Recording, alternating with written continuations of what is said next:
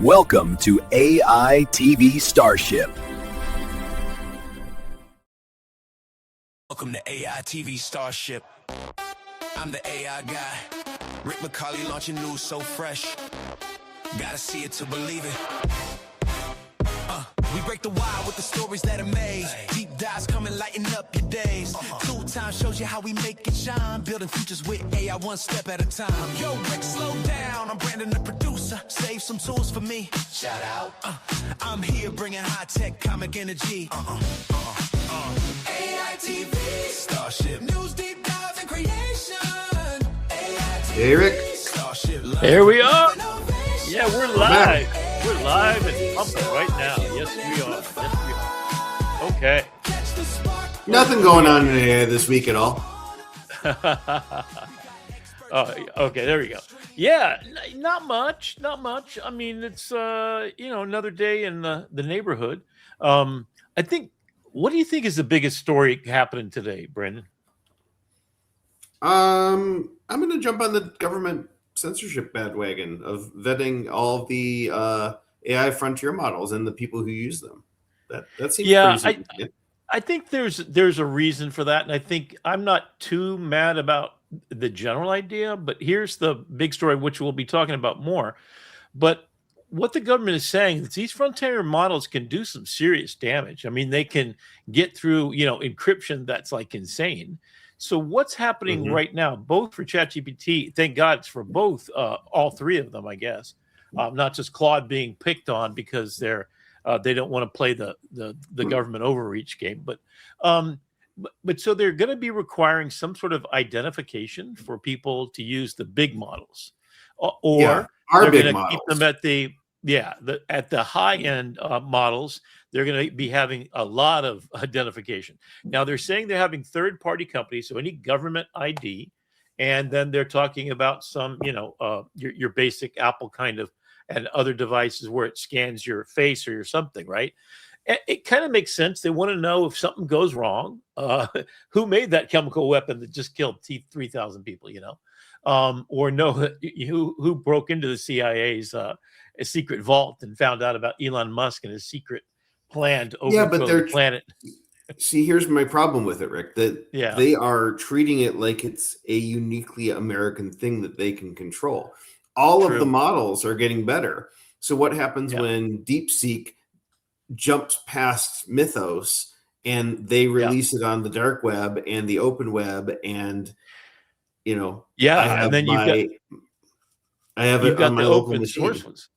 Yeah, you've got them on the open source. So everybody's making a device, including Gemini has a new one that will operate completely a large language model on your phone. So you don't even have to go anywhere. Gemma 4. There's three. There's like 4 of those that you could pick from for bigger and smaller models. Of course, I've maxed out my 2 terabyte phone with just pictures and video. So that I got to work on. Shocking. Yeah, I know, right? You gotta get the NAS server stood up, and then you can just put everything over there. Yeah, that is definitely on my list, and a couple of just us news. I'm going to be going to Tijuana, Mexico on Monday. On Tuesday, I'm doing every single test they can throw at a human being, including a colonoscopy, MRI, CAT scan, X-rays. I mean, every blood organism that's coming out of my body, and everything's being scanned. I'm not getting a chance to try out Medjourney's new thing, which is a medical device that's really cool. Yeah, I was say, which they missed the branding marketing there by not calling it Medjourney. I can't take credit for that. That one surfaced online, but they should have been Medjourney. I think. Wait a minute. Maybe we can rename our Life Force One Medjourney. I like it. Maybe we can get David to help us out. So you can put a spa in your own house. So basically you submerge your body, any part of your body even, in water, and then it sends sonograms, like you get a regular sonogram, but 3-dimensionally kind of realizes your entire body structure inside and out with 0 radiation. And you could get a spa treatment at the same time. It's like, whoa, okay. So hot tub and MRI and CAT scan all combined, X-ray. So it has none of the X-ray things. It's got none of the MRI, which if you have a piece of metal on your body, it's gonna get zapped right to the giant metal device that you're spinning through, right? So yeah, that's it's a real interesting thing. Now, David Holtz still is doing his meetings every Wednesday, 3 p.m. East Coast time. You can sit with him for 2 hours, and I've done this. And I've talked to him in person for the last 2 years. I used to do it every week, and I got in conversations with him. He's a fascinating man. So he created the bar that, basically all of your movements that you do in all the game, the PlayStation, stuff like that. He created that little bar that then, sees who you are. So he's been in the sensor game forever. Now, he worked for NASA as a theorist of what's possible. He had space whale conversations and stuff like this that was like, boof, right? He's a brilliant guy, a super nerd. I mean, he's kind of what was that show in Silicon Valley? I think it's called Silicon Valley, right? With the guys that were started the startup company. Yeah. He's like that guy, but he's got this big ashram kind of wrap on his head. Sometimes he wears, but he's talking about everything. He's just really a brilliant man.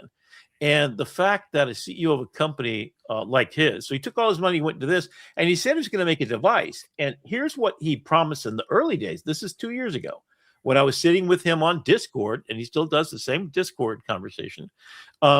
He was theorizing they were going to come up with a device so that you could make a 3D object, so you could 3D scan your body, which there's a lot of those devices. And I figured that's what's going to happen.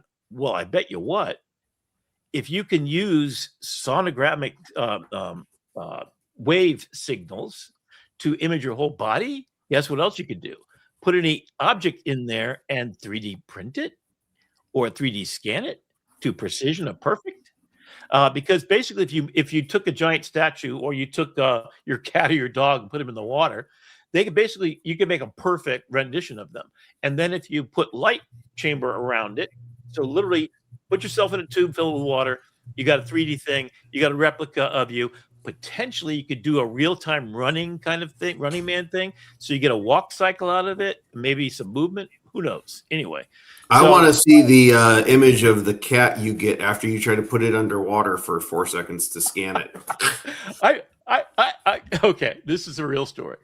Back in the 90s, I definitely took my cat because he would sit on top of my computer and all of his hair would get down to the computer. So one day I'm sitting there with my scanner and I said, I'm plopping this puppy's face down on the scanner. I held it for a little bit. And those old scanners went, I got a great picture of my face. So I also put my face. So I went from ear all the way across as the scanning arm is going. And I have a flat projection of my entire face, ear to ear. I'll have to look that up and see. After they've been submerged. What is this one here? Oh, yeah. Yep, that's it. Oh, there we go. Okay. Hey, everybody. Thanks for joining the show. Subscribe and like. We're trying to go for monetization, baby. If you hold your cat down long enough for them to stop squirming under the water, you got another issue on your hand. And the ASPCA after me too. Well, we just took another cat. So this is our third or fourth cat we've taken in to get spayed and neutered. If you didn't know about this, well, I don't know if you're in Florida. Do they do this in Cleveland? You can bring them a cat or dog and they'll spay and neuter them for free. And then Jeannie, we're scanning cats and dogs and human beings and all kinds of fun stuff. So it's a Medjourney thing, But you can bring them there, and we've done this a couple of times. So we're now trying to do this all the time. Is we're going to pick up all the cats because my roommate's a flight attendant. So when she goes away, our black cat named Shadow, and I won't mix it up with a human and a. We started talking about Medjourney. Wait, what was that? Cat falls. Oh, can we bring that? I want to see. We got live the renderings. We got live footage of Rick's pool, security footage of him trying to submerge his cat. That's my iguanas, actually. The iguanas do that, and then they go to the bottom. This is the best part. Is he just remembers all of a sudden that he can swim. He's like, all right, I'm already wet. Well, we've threatened to get scuba gear on that cat, so he's good. He's good. Yeah, see, that's fine. He could have gotten cat scanned. He could have got a Medjourney CAT scan. That's it. That's a new thing, a Medjourney CAT scan. Let's type that in there. Brandon, if you could take a look for the Medjourney device, because they've got some really cool kind of video renderings of what that looks like. So I tell you what, let's go ahead and get into the news. Before we do, a couple of things. And in fact, do you have a link to that hospital that I'm going to? It's called New City. Can you bring up one of those two? There's a walkthrough. I think I sent it to in the LinkedIn chat. You can see if you can find that. I'm going to go ahead and start with the news tonight. Yeah, great minds. Yep, that's it. All right. And we are having a good time. All right, so we're going to do our CAT scan. Man, I got I think I've got it here. You tell me. That's it. That's it. So it's Tijuana, Mexico. It's an entire city. They pick you up in a van. So I'm going to San Diego. They pick me up in a van right from the hotel, and they drive me down only 30 minutes south on the border. You stay in a spa. It's incredible. Do they have any videos of this thing? So I'm getting all my scans done, everything. There's for $1,000, you basically do every single blood work and scan and urine, and you get analyzed by professionals as well. Okay, we got some excitement there with the kids. Yep, they just got home from gymnastics, so I am not a robot, but I play one of TV. The great Gatsby, I love it. Right. So here's my new Libre scanner there too. So that's doing constant glucose monitoring 24/7. This is fascinating. You know, I had a bowl of cereal and milk, and it was whole grain, almonds, what you would think would be great, right? It shot up to 250. Boom. I'm like, what is that? Oh, sugar is in milk, by the way. So I was drinking whole milk. I don't know what the difference would be. But what's interesting, it's fascinating to see the little chart go up and down and everything like this. So one day of literally taking all my fluids, putting them through all the panels and all the things, x-rays. They also do dental work, and they do any kind of, I don't know, maybe I need some new hair, need a little chin lift to get rid of this, whatever this turkey neck thing is going on down there. So I'm going to come back with a BBL or something because I can't keep my pants up anymore. I'm just shrinking. Maybe they'll give me some like extension that goes taller. I don't know. But so I'm going to go down there. And the cool thing is you stay in this nice hotel. It's 180 a night. That's a little extra. You could probably find a cheaper one too. Old Man and the Cat.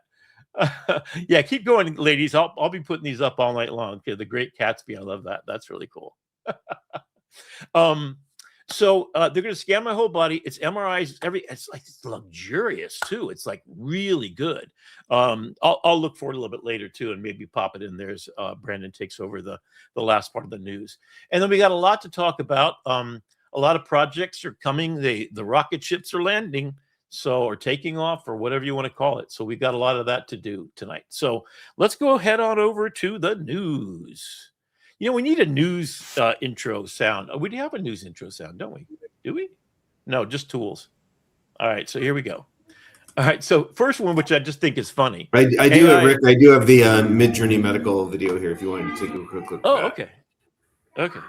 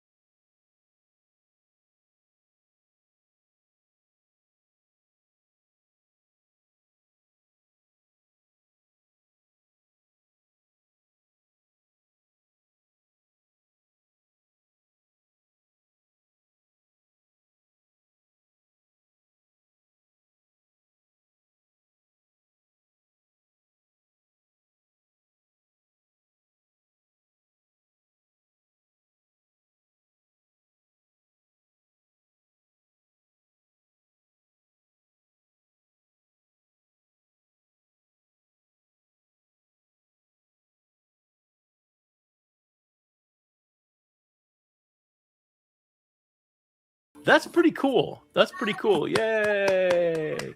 The cool thing about it is, so Life Force One, I was all excited about this, and I'm going to comment about this tonight because it's important to look at what you got going on. So I got this device 24/7. I've got my my new Hume band, right? So this is for my sleep 24/7. I swam in it yesterday, did laps. It's just a wristband, just feels like a cloth wristband. It's waterproof down to 2 or 3 meters, so you can swim. So I did laps, no problem. Just dry it off afterwards.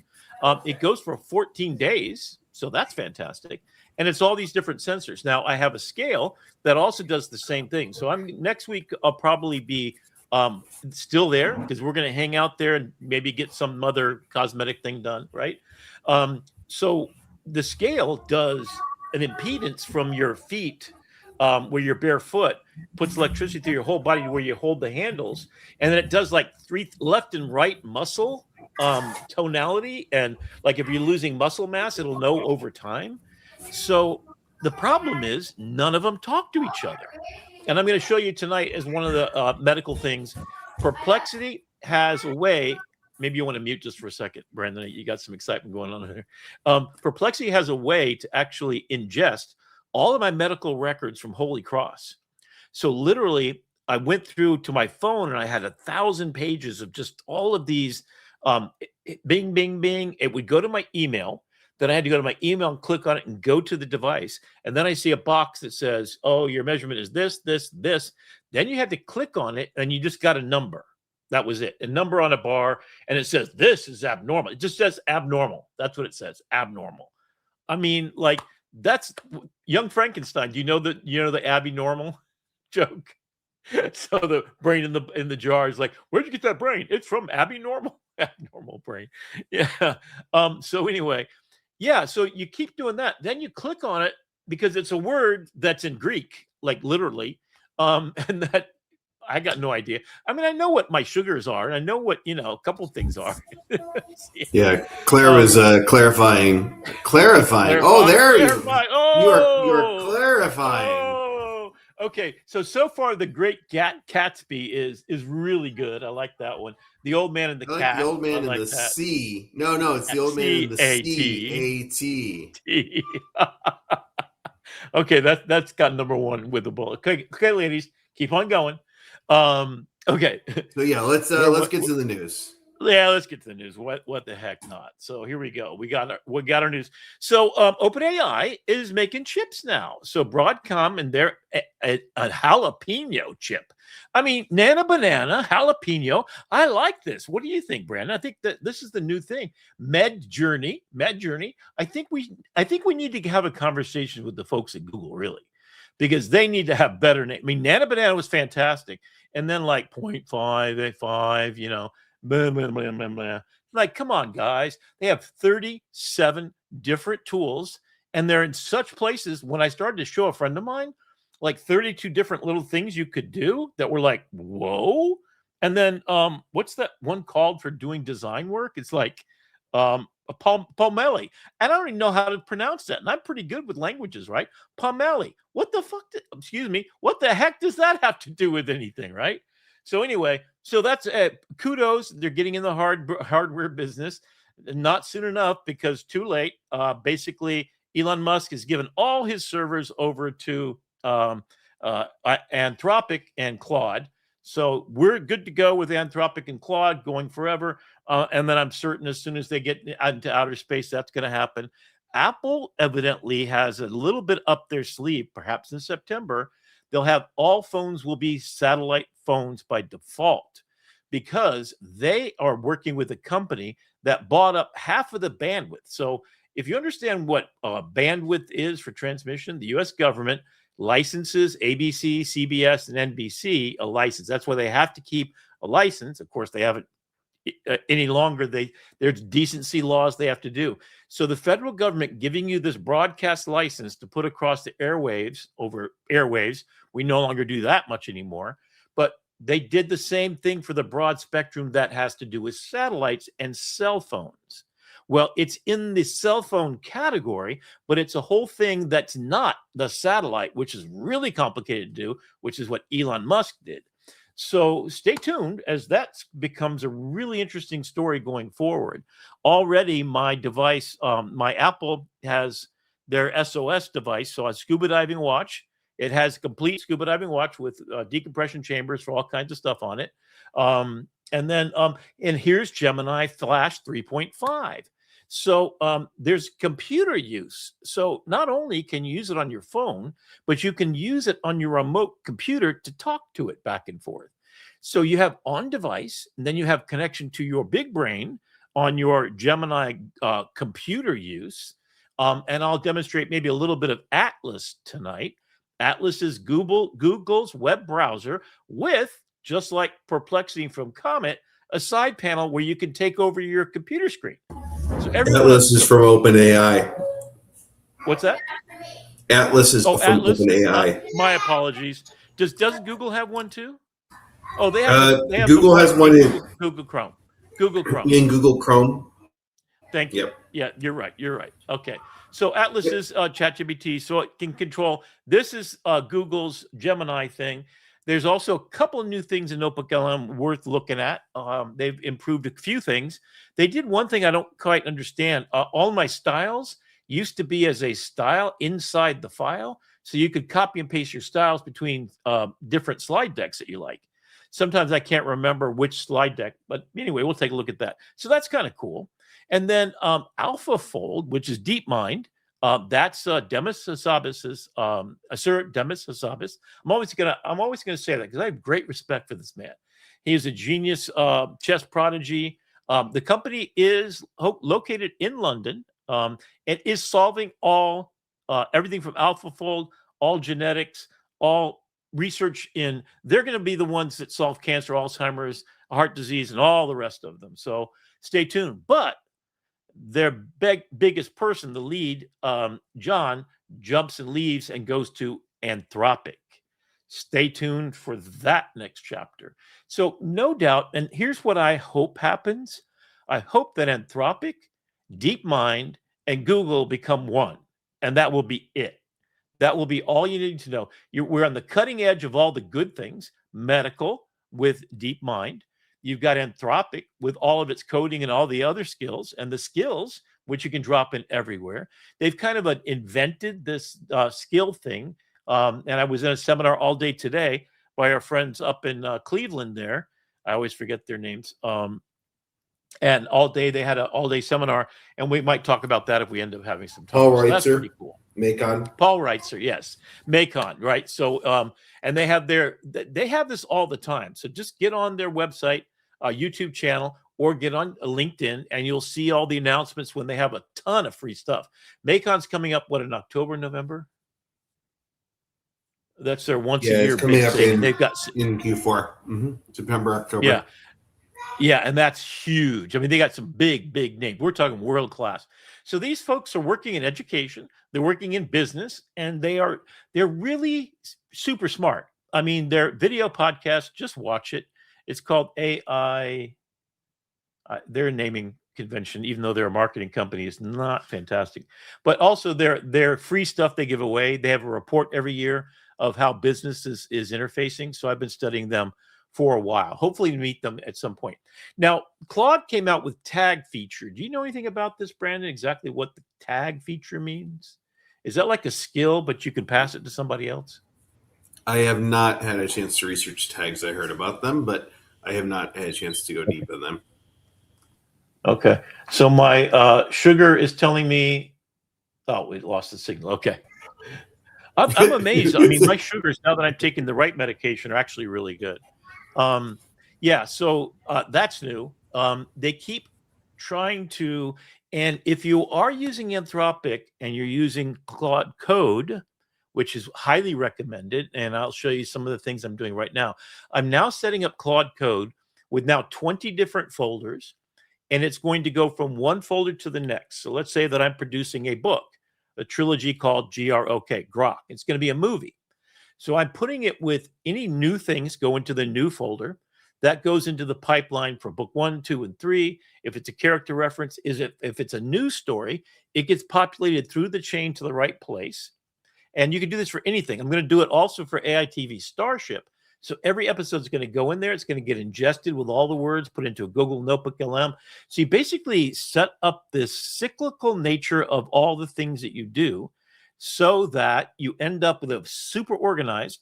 And when you're out and about and you have a NAS server, like that's why I'm setting it up, I can be cloning everything about me in one folder, and I could be working on a book, and I could work on my play, I can work on my music, and we're going to take a look at tonight the premiere of the new music videos that are already in my copyrighted 10 songs for the Dangerous Man in 66. We got a big preview on that tonight.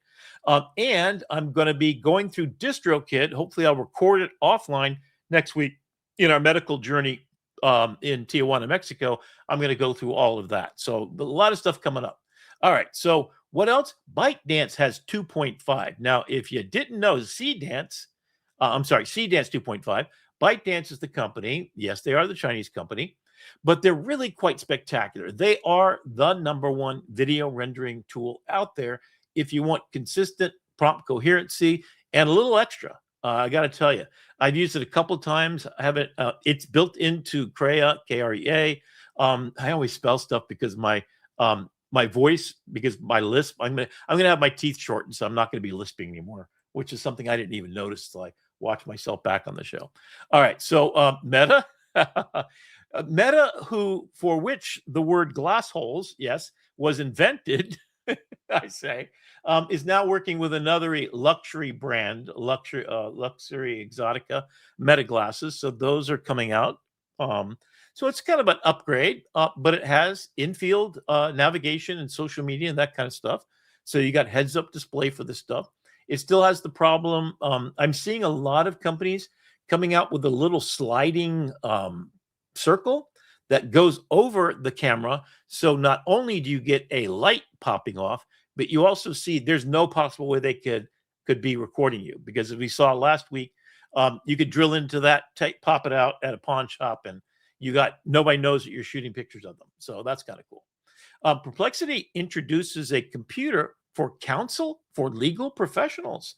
So all these companies, what they're doing is they're going to medical, and they've solved that. Now they're going to legal. So that means you're a lawyer, and you probably have 100 different little interns and people that come with you that do the oh my God, horrible work of going through, used to be law books, and then it's LexisNexis and all the other legal services. Well, you can build one yourself, and now it's in one place. So this includes, if you're doing wills and all that kind of stuff, estate planning, let's say, for example, you feed in the person's name. It's an on-device kind of process, and you come out the other end. So Perplexity has an on-device engine that can run there, and it does the legal stuff. So you're going to see these skills for a lawyer, for a doctor, for a coder, and already Anthropic, as you know, is kind of broken. So Claude is created almost 80% now entirely by Claude. Okay. So all those coders are now doing the 20%. This is our zeitgeist idea for Upskill USA. No matter what you do for a living, and here's the phrase you should think about. If you can do it on a computer in a closet, that job is gone as of in the legal profession as of today, right?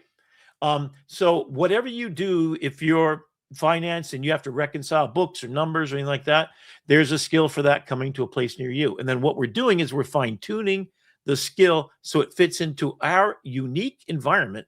And that's why Upskill USA, which hopefully we'll be able to premiere. Fernando, I'm going to show a brief premiere of what Fernando and Oscar and Brandon have been working on. And Brandon did the whole lovable thing, and now they're all working in concert together to get this thing going. We'll have a video to show you coming up soon. So stay tuned to next week's episode. It's going to get really interesting. I think for yourself, you want to use something like Perplexity Computer or Claude Code, which is on your physical device, to organize, change your file names. Even Gemini, I'm kind of a little ticked off. I used to be able to select a bunch of files and say organize and rename them. No, I can do that with the other devices, but I can't do it with Google, which Google Drive, I should be able to just go in there and say, organize and structure it. It will summarize them.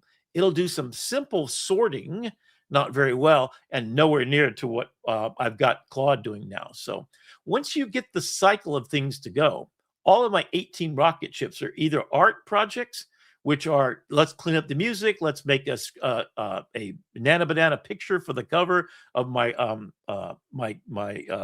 new songs, and then upload it. In fact, all of my copyright stuff was done by me telling Perplexity's Comet to go in there and put all the information into from a Word document that I handed it. Give me a copyright on all this stuff, and I'll show you kind of how that works. And then we'll do DistroKid. I'm going to be recording that because I want to, speed it up and edit before we start to show it. So this is getting really interesting. Okay, just for fun, DoorDash delivery. I mean, these little puppies they're stopping it at streetlights and they're asking, can you tell me if it's safe to cross? I mean, it's so cute. I've got 10 of them. Really, I'm not joking. On my street corner down the street, not more than 4 blocks away.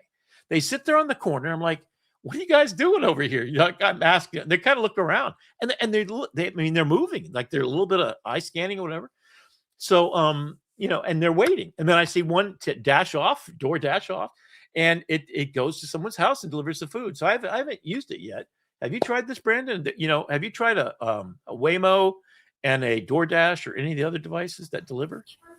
They don't do that in Cleveland. The weather's too inclement. Okay. Yeah. So, I mean, you could gear this thing up with a parka and stuff, So anyway, this robot's delivering, and SWAT came in to basically arrest some people in the home, and they wouldn't leave. So they had to flash bang the resident. I guess it busted up the machine a little bit. But get out of my way, dude. We've got law enforcement going on here. All right, here we go. Meta's employee surveillance program blows up in the face of Mr. Zuckerberg. You might notice in the bottom corner, that's actually a picture of Zuckerberg. So I'm having the news source of the news that you see here is Perplexity's own news, which is spectacular because it's in depth. It's done every day. If you're not doing this, 2 things I would highly recommend. I'll show you how to do it tonight. Go into Perplexity, look over on the left-hand side, find the news, and then it'll show up at the top. You got business and finance and sports. Go into each one.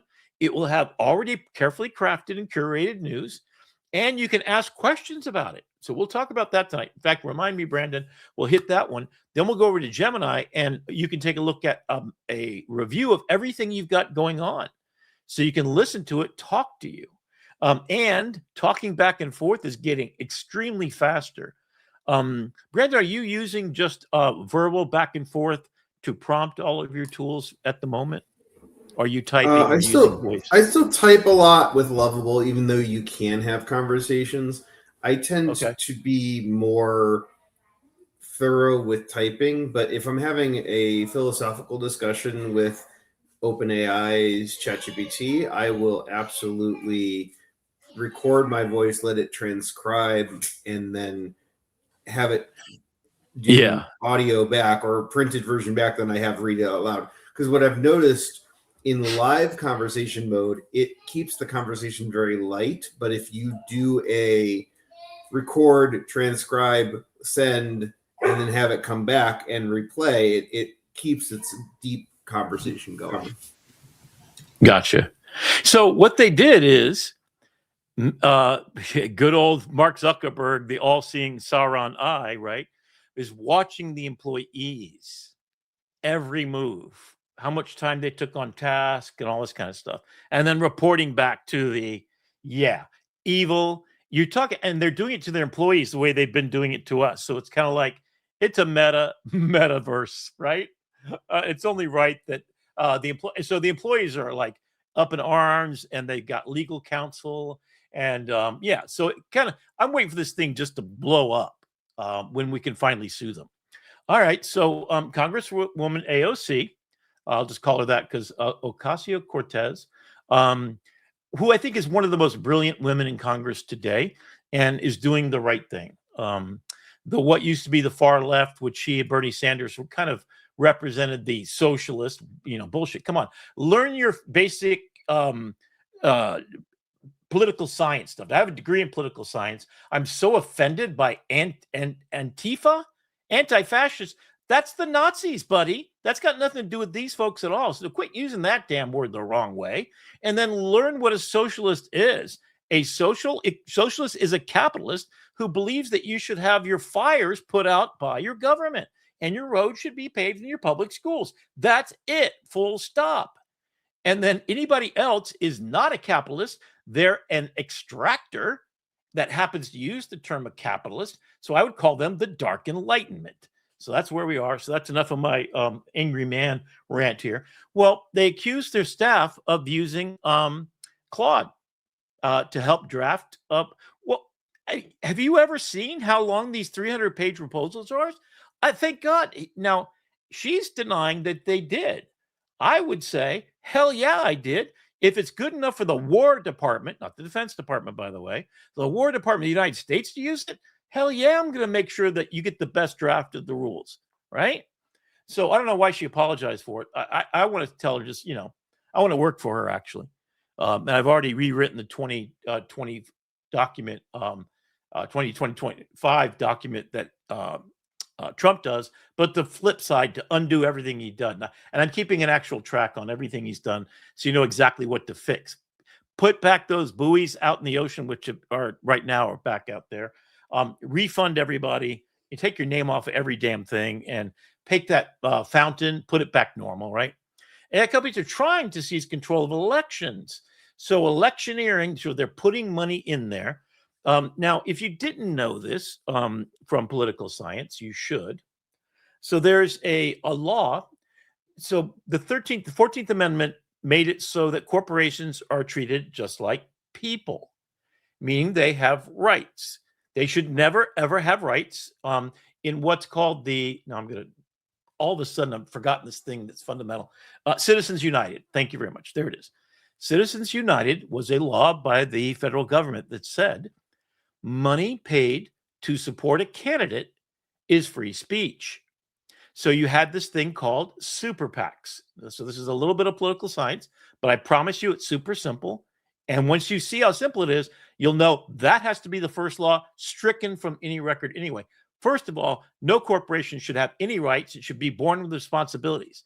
If it has rights, it can take oil out of the ground and frack the hell out of your underground system and cause all the damage. And the super centers, right, that are creating all this AI that you're complaining about, if this was not there and it wasn't tied to payola going to some congressperson's pocketbook or the president's pocketbook, it would not happen. Every business would come in there and say, hey, city, we're going to be putting this next to you in your open field that you're not even using. Is that okay with you? And then pay all the whole taxes and put in a free medical in that city. And then make enough water that you support yourself. And as a matter of fact, they've already figured out how to cool with hot water. They recycle it. The water doesn't go anywhere. So you're not using any water. Some of them, yes, they are right now using water. And a lot of them are put in really stupid places because they're where nobody is, in the drought-prone areas, right? So you can put solar out west, right? When you got a desert.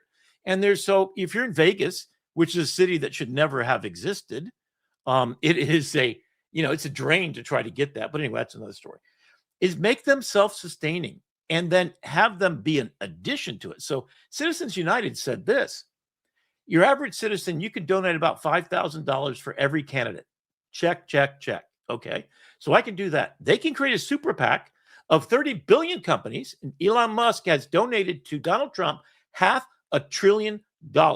In fact, he paid people to go vote. Totally legal.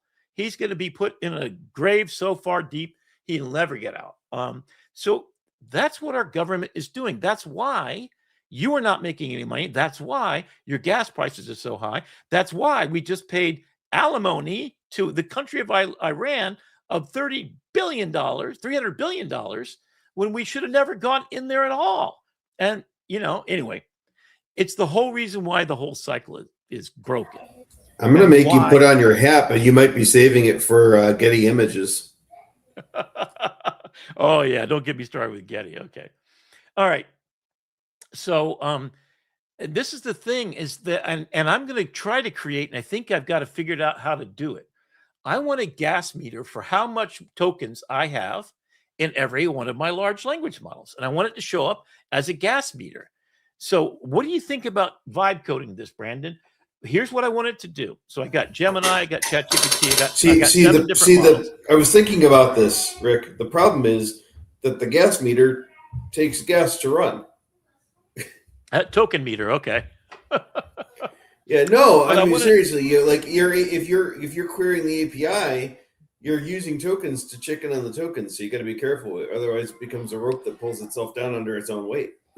Well, right now I can go to Claude and Perplexity, and I can see how many tokens I've used and how many I have left after every instance. So when I ran this morning, it was like 6,000 or 8,000 tokens. I only get 10,000 a month to do what I did today. Now, it was a lot.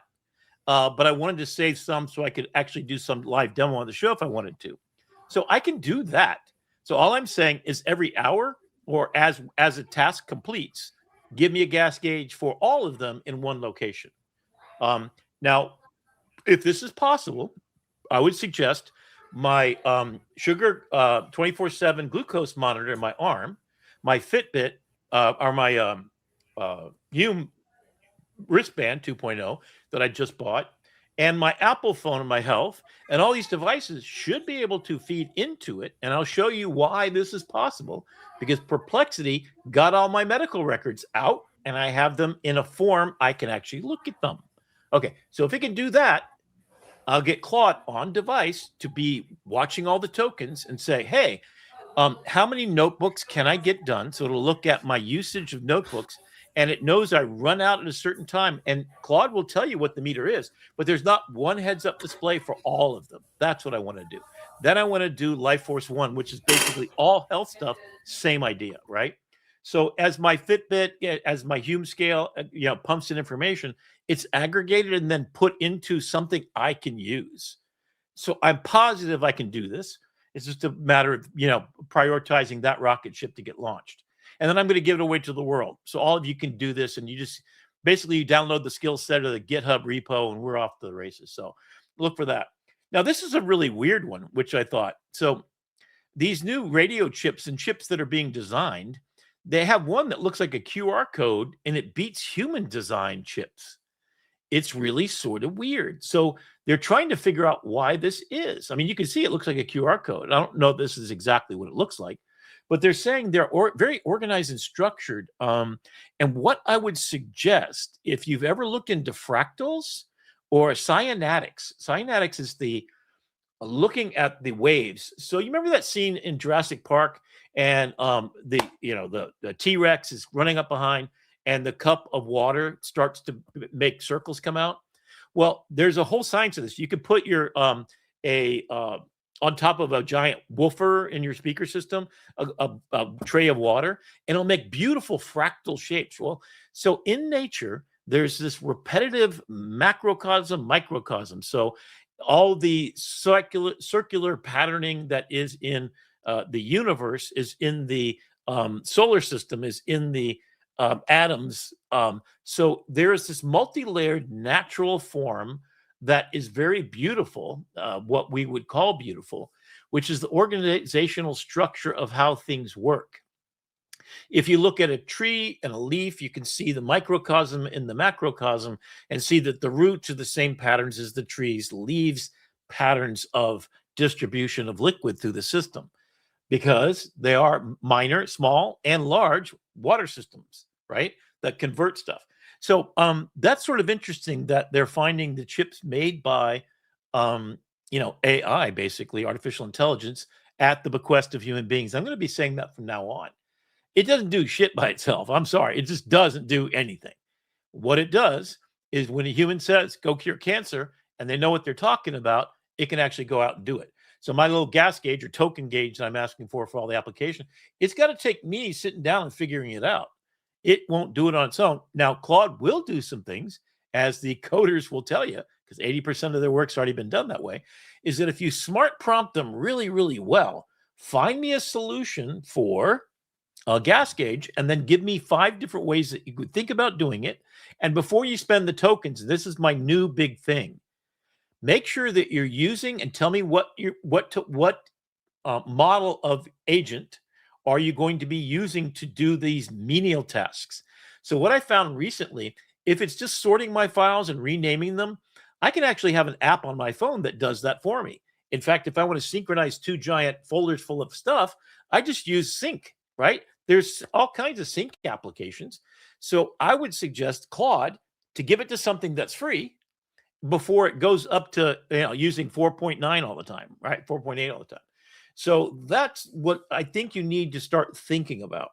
It's a cycle of repetitive behaviors, and let's call them skills, or there's another word for it, like a booklet or something. So you create these and then you put them in different scenarios. So the ones that are made for making music and video and print documents, the print document thing I'm still working on to get it to drive. And then I wanted to edit Premiere Video. And my latest thing is I'm going to try, Premiere has a way to edit based on the text. So I'm going to extract the text out of Premiere, hand it to Claude, have it edit this 1 hour that we did last week about all the medical stuff that we talked about last week, edit it down to the best, tightest, and then I'm going to have it put it back in because it's an XML document. You can feed it back in and edit the text. So then it will force Premiere to actually edit from a 1 hour to a 10-minute with the best quality stuff. And then I'll do voiceovers for any kind of breaks or things in there. It'll take out all the ums and the ahs and the bad words that I just said, right? And that's going to be automated.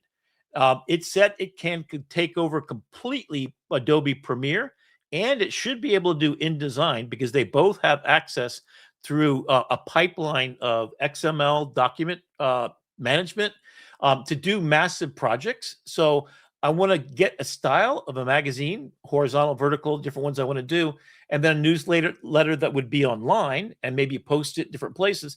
And then once I set it up, it'll be just a pipeline of feeding in the stuff one end, and it comes out the stuff the back end. The same way what the slide deck you're looking at right now has got this all right, and you see in the bottom corner. So what the problem with Google is, it cannot render all the time a picture of Elon Musk, especially if it's a human being. So they can't put it up here in the big picture, right? Because there's blocks by Google to do it. Oh, and I figured out why it keeps timing out. So I asked it to check why it's timing out. Google only allows you to create so many per minute. So it had to slow it down to synchronize its output because it's producing 20 of these images per minute. And it could, but the rendering device times out if you're doing 5 simultaneous jobs.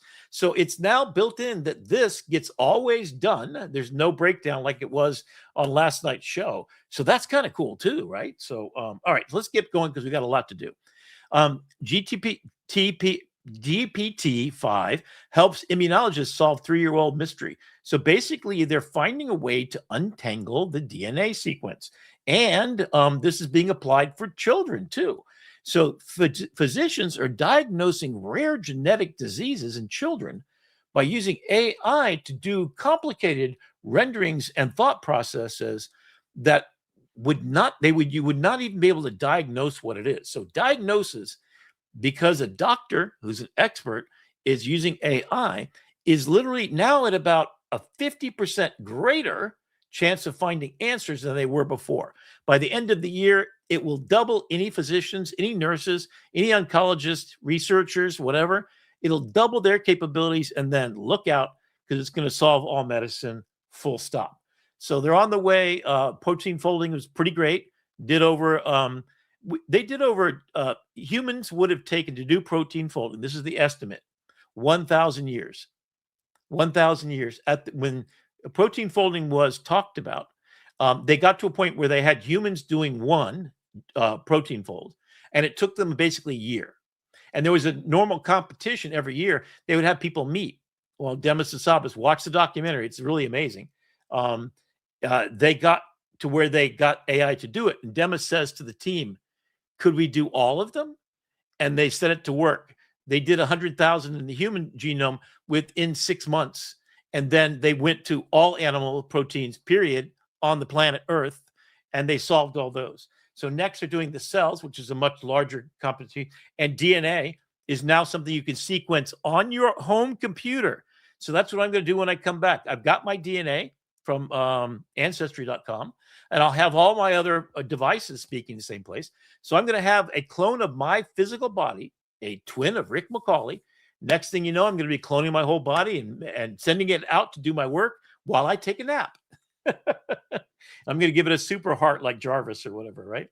All right, so MIT gives robotics long-term memory. So right now, they're actually paying, if you want to do this, they're paying human beings to fold clothes and do all kinds of stuff. So you can wear a head-mounted gear. I mean, you look like a glass hole, but it watches everything you do, and then it has sensors on your arms and limbs and your fingertips so that you can basically take a skill, fold a shirt, fold a dress, fold a sock, etc., right?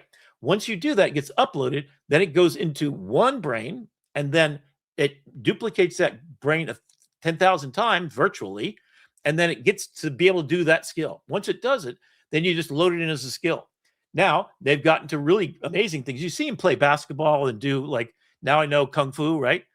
So all of that is basically just a bunch of skills, and now they're getting to a point where the dexterity of these things and the limitations are almost nil as to what they can do. In environmental observation, so that's the Waymo thing, right? So they train it on simulations plus real driving, and they aggregate the Borg mind of all Waymos, basically go into one thing. So this is where it's really going. So it's the sensors and the dexterity and the balance and things like that in a humanoid style robot that's super difficult, but you've seen some stuff happening. So we're right at the singularity. I mean, we're almost there. So long-term memory is the problem.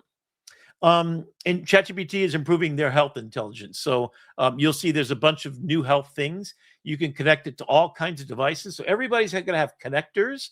So look out for connectors, look out for agents, and look out for creating your own flow and skills that you reuse again and again.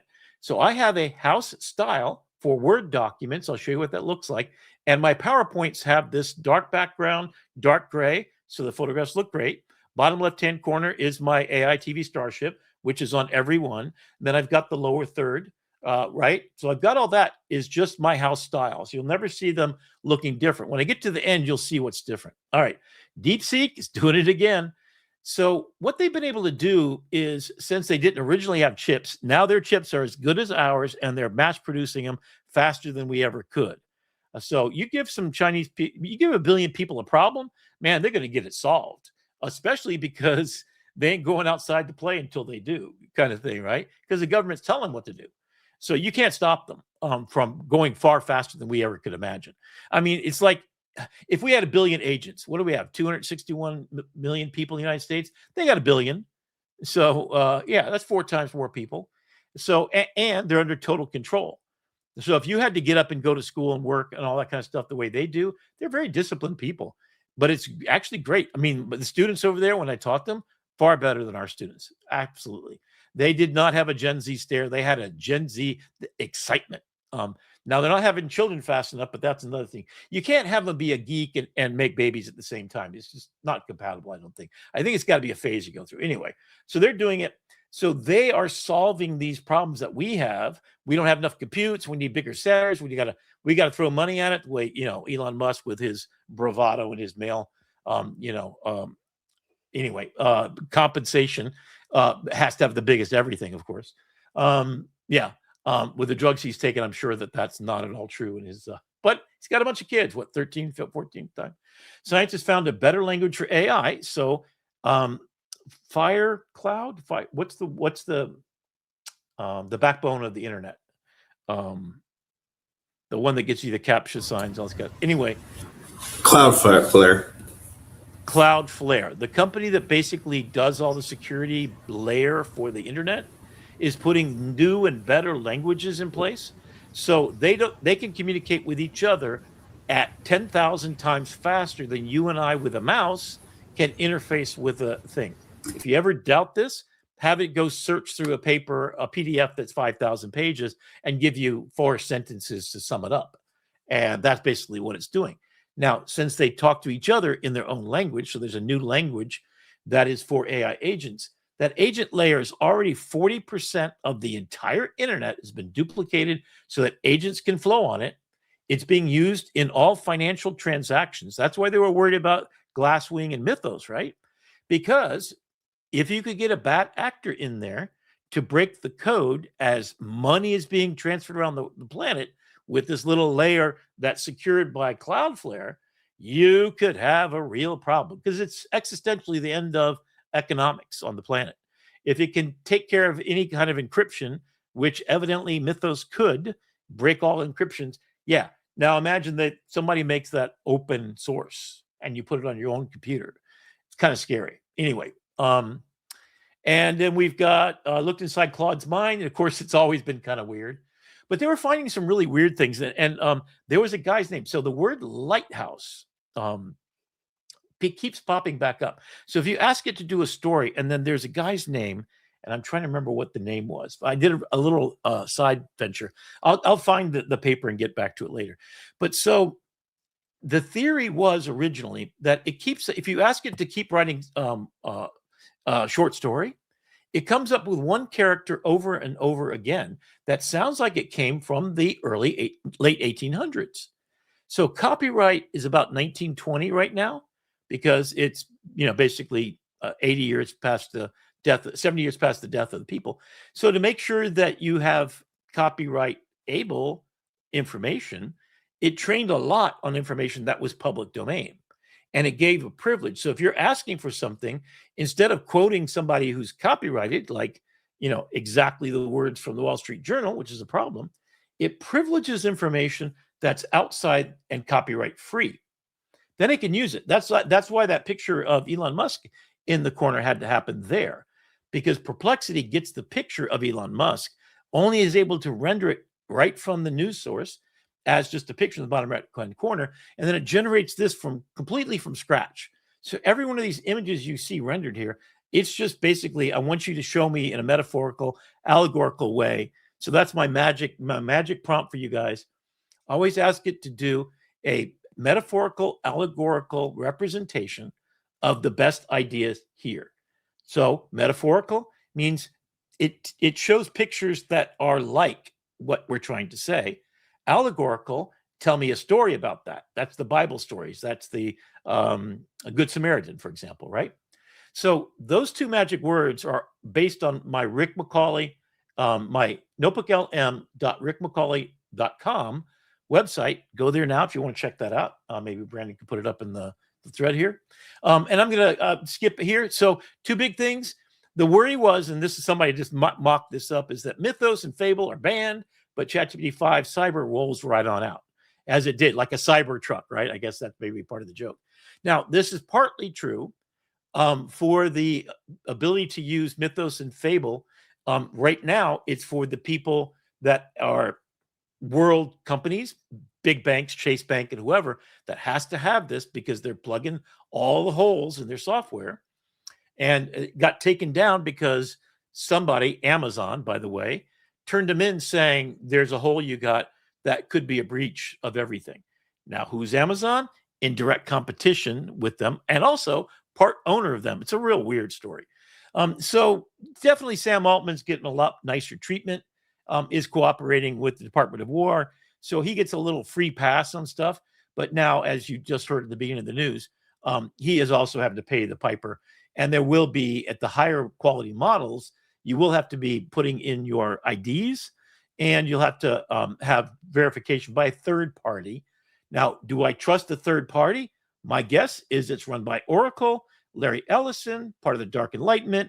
He's already said he's building a surveillance system for the American population, down to what time do you go to the toilet. And I'm not making that as a funny joke. I'm literally saying they could predict when you're going to go to the bathroom, okay, by your behaviors. All right, Topaz. Now, Topaz makes all the upscaling software for video and audio. It's the best of class. Now, Adobe is buying it. So it will be inside of Adobe. Now, Adobe has also all the major models as a plugin. And then when you go to use them, Nana Banana, for example, it's saying you're outside of our ability to actually guarantee you as a company that you're using models that were not trained correctly. So if you use ours and you as a company generate something and somebody sues you for it, like the big photo companies, Getty, etc., evil lords of the dark arts, then they will indemnify you, meaning they'll pay your legal bills, because they're saying their model, Firefly, is safe. Anything outside of that, which is inside as a plugin, you're using at your own expense. Topaz Labs is nothing but the best product. There's one, Magnific is probably better upscaling videos and still pictures. You can use all of them in Crea, KREA.com. So if you want to use all those. I'm going to do a quick, maybe we should take a break here. I want to go through this real quick or not. Yeah, let's take a little break here and just kind of check in on what's happening. So let's take us off the up for a minute. All right. So what do we got here? Naked coming in. Great point. NotebookLM. Yeah, there we go. So there's the NotebookLM. Take a look at that. Version 2 is coming out really soon. I've already got it up there. In fact, if anybody of my friends here that showed up tonight, more than happy to send that to you. So, so what are your thoughts about? Is there any other news you want to talk about? Lovable has a couple of things happening, don't they? Yeah, Lovable has some back and forth conversational elements to it now. And generally speaking, the internet is just kind of a tizzy about all of the government overreach. Meta came out with a new version of its spyware. I mean, it's Meta glasses, which, you know, I love it that their own people are being spied on by their own company. I mean, really? Full disclosure. I have a pair of Meta glasses, and Glasshole was attributed to the Google glasses, not Meta originally. Right. But I just kind of assume, especially with the flock cameras now, and security cameras, that everything that I do in public is subject to scrutiny and subject to, like, there's no privacy. There's no expectation of privacy. Maybe there was 50 years ago. If you're in public, you are public. Now, as a photojournalist, I know this for a fact, because one of the freedoms that we have, if you can see it from a public space, and I've lectured about this at many universities, you can photograph it. So if you're standing on a sidewalk and Madonna's naked in her backyard and you can see it from there, you can photograph her completely. And here's the landmark places, really interesting, which I thought would not be true. A man was in a New York high-rise here. He looks across and he photographed his neighbors. Whenever they open the curtains, they're exposing themselves to public view. So he photographed them, did a whole art exhibit of it's like a rear window kind of a thing, you know, the movie with Alfred Hitchcock movie, right? So he did that, put them up. And the lawsuit was against that family, was saying, you were invading our privacy. Nope. Anybody that's sitting in New York City and that whole high rise can see you, so you can photograph it. Now, what does this do? Rodney King would not be known about unless you could have that freedom, which I say is part of the First Amendment. Technically, it's not quite the same, but it's close enough. In fact, we might want to do another copyright and legal thing about what you're allowed to photograph and not. I cannot go into a mall and photograph. Why? It's private property. I cannot go into your party unless I'm invited and make pictures. I cannot release them without your permission. So that's private. In voting booths, those are private. Hospital rooms, private. So you legally can't do it without permission of the people there to photograph it. However, as a photojournalist, I typically say if an event, a car accident's happening, as long as you don't get in the way of the police doing their business, and this is something that I always fought with. I mean, they'd be pushing me back, just back, right? So a van went off of one of those into a canal. There were 6 people that were pulled up. So I parked my car, went into the bridge where they had gone off, started to take a picture of the police officers and the EMTs giving CPR to a family of 5. Unfortunately, 3 of them didn't make it. Before I made my first picture, I saw it all laid out. It was a Pulitzer Prize winning photograph. 3 of it didn't make it. The father and one of the kids made it. The rest, I'm sorry to say, didn't. So as soon as I framed it up, he put his hand in front of my lens and says, no, this is public property. You can't do that. And of course, they did it anyway. And I don't have enough time to argue with them, and they would arrest you. So, you know, if you're up against a cop, 2 things that you should always say. I'm on public property. Are you going to arrest me? Am I under arrest? That's the words you can use. If you're not under arrest, they cannot detain you. They cannot ask you to delete anything on your camera because they have to get a court order to do it. So just like your car, they can't look inside your car. If you've got tinted windows, they can't force you to put the window down. If in your backseat you got to fill with marijuana. And it's not AI related, but this came out today. I saw the story that there was a poll worker that had ICE come into the poll worker, and they made her delete a Facebook post that doxed the ICE agent by naming his first name. I'm like, that's not a good precedence to set. No. And they said they said they could charge her with threatening an official. Yeah, ICE. I want to reframe what you're saying here, Fairy Tale. No reasonable expectation of privacy. I would suggest we have that for good reason. If you think about all of the Black people that were abused, starting Rodney King, that would have never happened. So the transparency, in my understanding as a white man, to have never encountered that, if you just told me all those things had happened already and people were lynched, unless I was there, I wouldn't believe it. So privacy is also our rights to be able to view in public, and that if you're in public, so there are people upskirts. I don't know if you heard about this. So there were guys taking pictures with, phones on the ground in a subway. If you're on a subway, that's a public utility. So you can take all the pictures you want until they call out the ICE agents and say, everything's illegal. I don't need search and seizure. And I can throw you in Guantanamo and I can ship you off to another country and you could be a legal citizen. Anyway, that's another thing. So when we think about the line between the blue line, the thick blue line between ICE and us, it's a two-part system. Freedom of speech is to be able to take photographs of people in public, including law enforcement officers, and they can't not stop you unless you're impeding their work. So some of the reasons why Renee Good, which you're going to hear that song tonight, because it's part of my release of my album, is the problem with Renee Good's situation is they say that she was running over a police officer. So he used mortal force. That's how they justified it. If you look at from every angle, that's not a justification. This guy he's guilty in sin and should be serving time, but he's not. So there's a fine line, and we have to hold the line hard, because the one invasion of your public privacy and your ability to know, and the journalism is like literally there's 3 photographers at the Miami Herald. There were 65 and helicopters up in the air about everything going on. So what you don't know, and this is the number one thing I'm going to say for all of my projects, what you don't know as an individual is your loss of your freedoms. And that's why the country is where it is now. If we don't fight against that First Amendment being breached and all the other amendments that go with it and take companies out of the ability to buy all the government, that's where our problem is. And that's going to be the end of my angry man story. So I think I'm going to go ahead and start back. Is there anything else you want to talk about? Is there any other cool things happening? No, I just want to share when I was down in Texas last week, one of the my daughter likes writing, so I got her things are bigger in Texas. Texas-sized pen. The pen's the size things are bigger in Texas. Yep. Elon Musk has giant data centers down there because they're bigger in Texas. Maybe I should put my hat on. I think I need to be, what's that?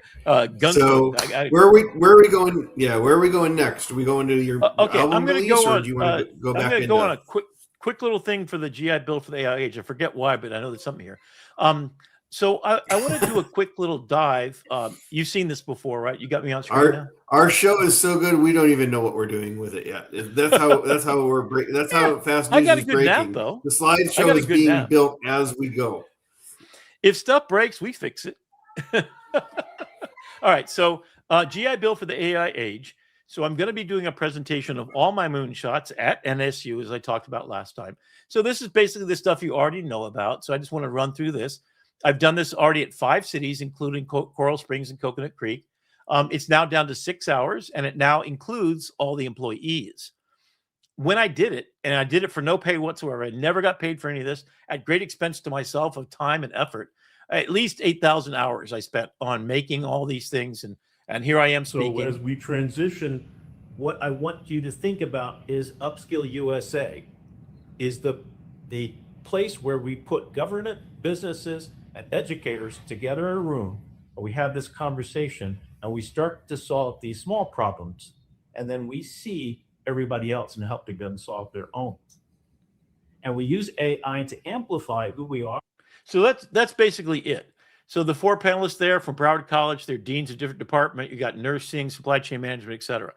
This was, it ended up being, so it was 4 different days. These people had to sit there and for, 3 hours each day.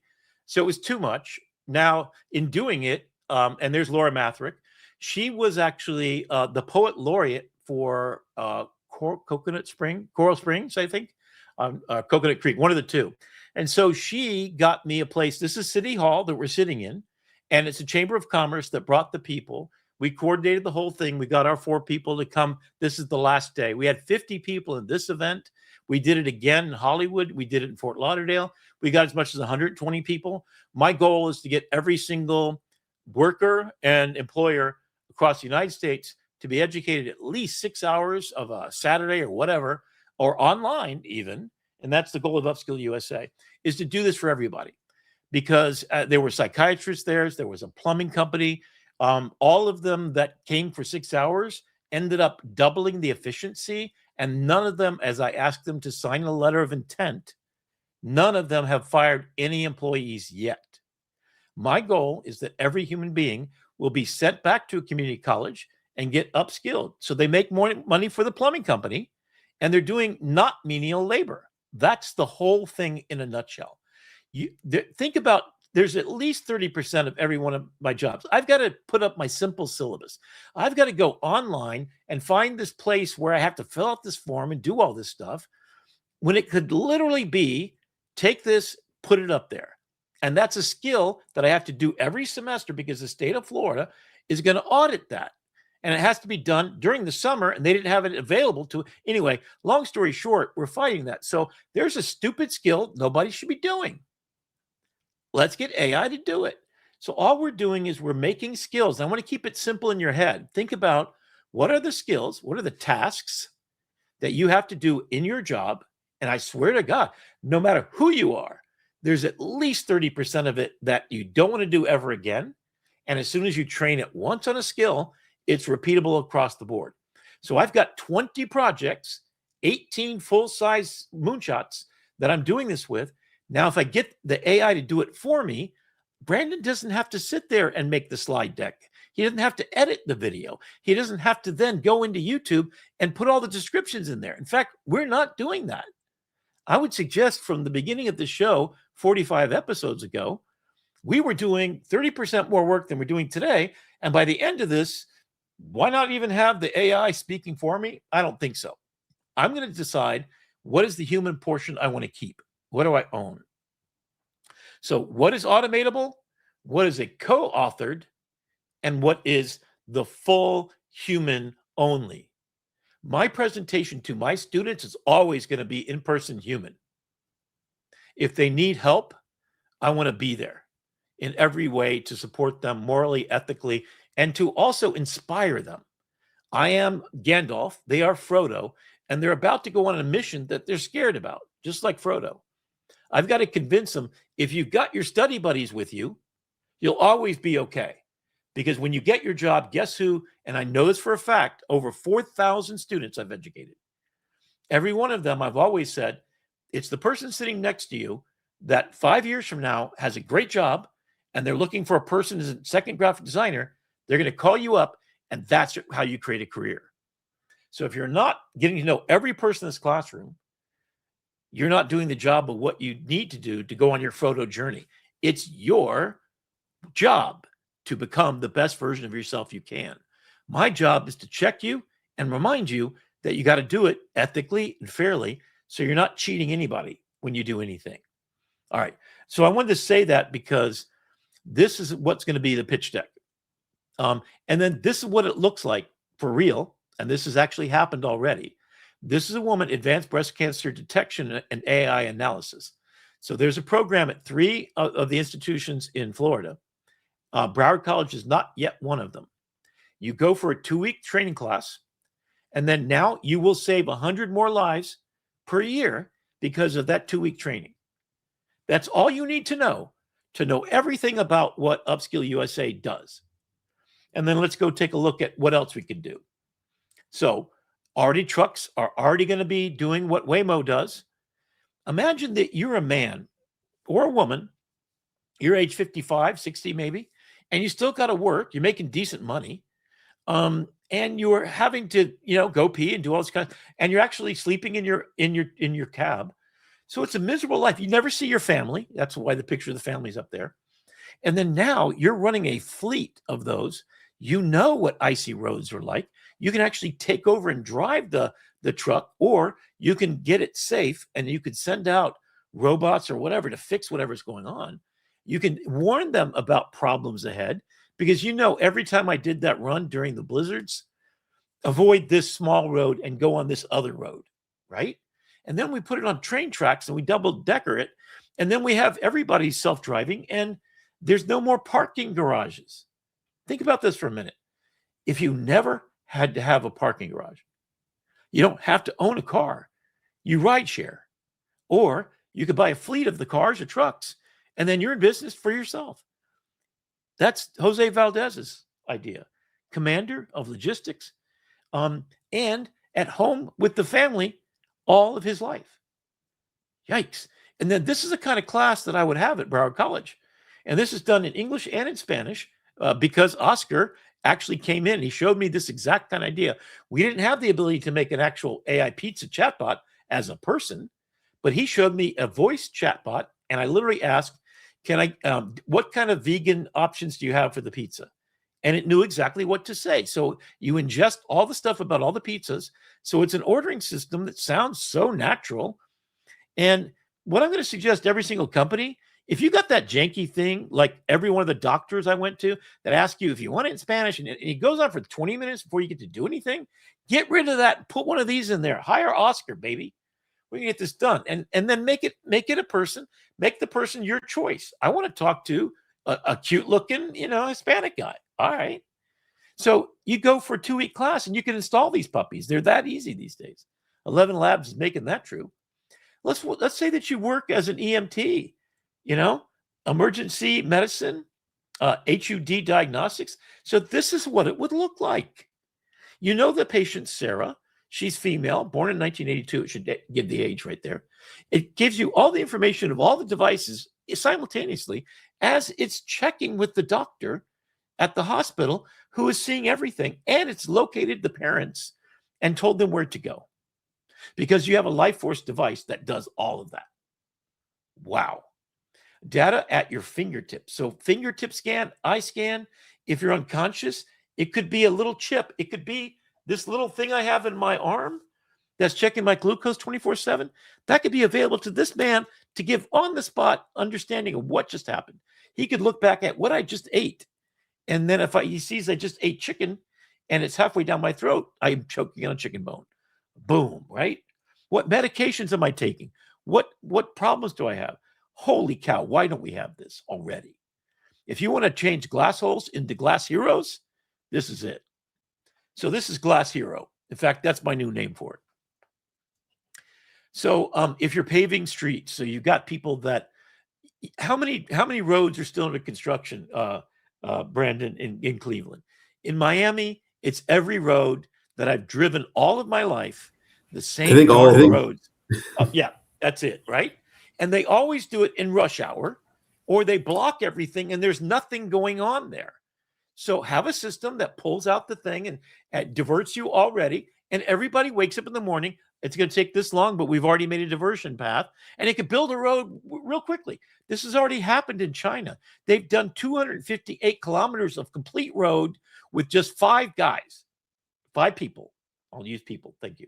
And then every road gets paved at the worst times when nobody's on them. And then only for a few seconds because it's faster, better, cheaper. That's what all of us want. We're all going to benefit from that.